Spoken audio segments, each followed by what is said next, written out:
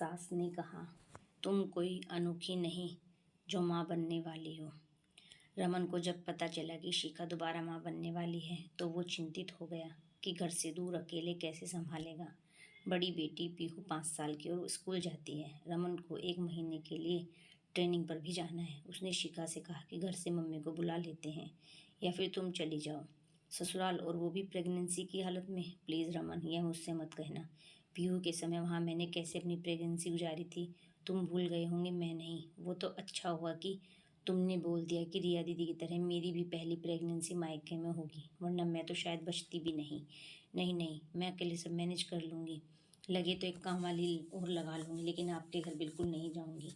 यहाँ कम से कम मेरी जो इच्छा होगी वो खा सकूँगी। पीहू के समय तो शिखा को कुछ याद आते ही आंखों से आंसू बह निकले।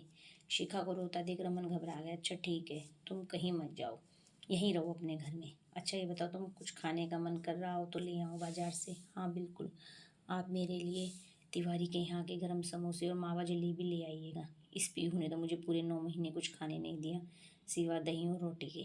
अब देखना है कि बेबी कुछ खाने देगा या फिर अपनी दीदी की तरह उल्टी ही करवाएगा। शिखा भी मुस्कुराते हुए बोली। रमन बाजार चला कर शिखा ने पीहू को बताया तो सुनकर खुश हो गई। सच्ची मम्मी, मैं दीदी बनने वाली हूँ। मम्मी आप टेंशन मत लेना, अब मैं बड़ी हो गई हूँ और आपका अच्छे से ख्याल रखूँगी। पीहू की समझदारी बातें सुनकर शिखा निश्चिंत हो गई कि वो अपनी प्रेगनेंसी संभाल लेगी। पीहू अपने कमरे में अपनी डॉल को बताने चली गई और वो 6 साल पहले अतीत में खो गई। रमन की सरकारी नौकरी है। शादी के 2 साल बाद जब शिखा प्रेग्नेंट हुई तो वो ससुराल आ गई, क्योंकि पहली प्रेगनेंसी थी और रमन कोई चांस नहीं लेना चाहता था। इसलिए उसने शिखा को घर, जो कि गांव में है, छोड़ दिया और खुद हर 2 या 3 महीने पर आता रहता। गांव में शिखा को बहुत ज़्यादा परेशानी हो रही थी, क्योंकि सास को उससे ज़्यादा अपनी बेटी, क्योंकि वो भी प्रेग्नेंट थी, की फिक्र थी। अब ससुराल में हो तो सभी कामों की जिम्मेदारी भी बहू की होती है।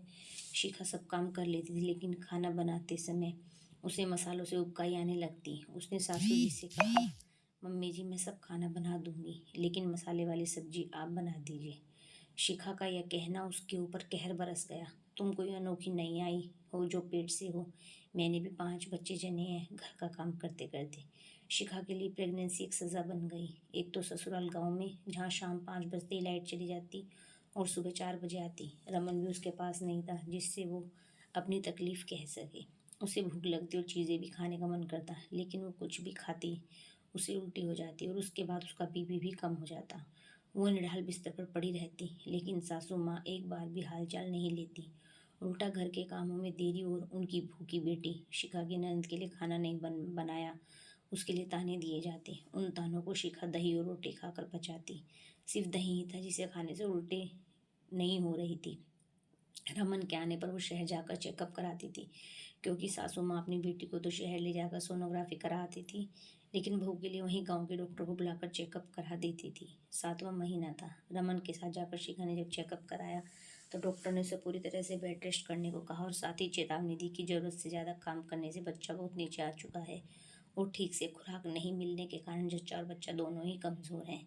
इसलिए विशेष देखभाल की ज़रूरत है, वरना कुछ भी अनहोनी हो सकती है।